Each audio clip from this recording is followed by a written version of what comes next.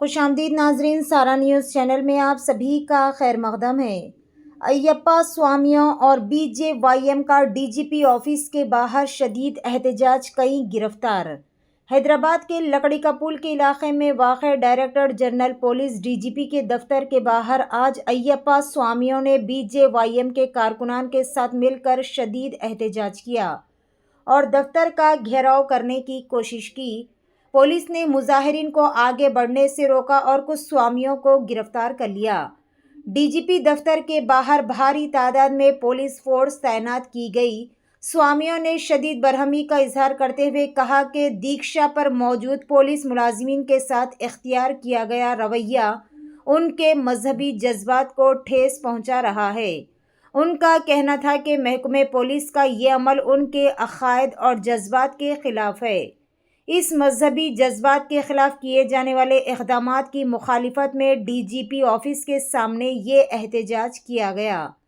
पेश है हमारे नुमाइंदे रिपोर्टर मोहम्मद मोहसिन की ये खुसूसी रिपोर्ट।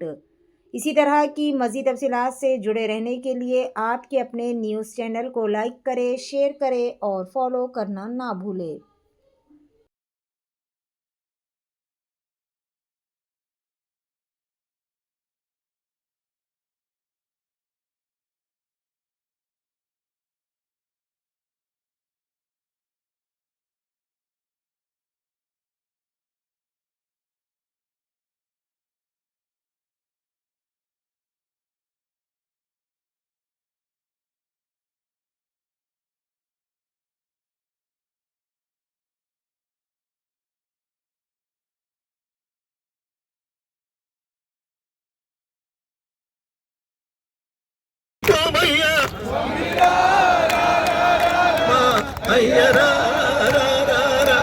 కాషాయం కట్టినోళ్ళు కఠిన దీక్షలున్నారు,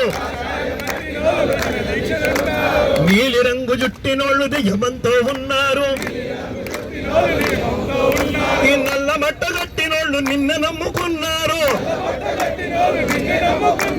నిన్నైన స్వామి మా అండ ఉండ రామయ్య స్వామి.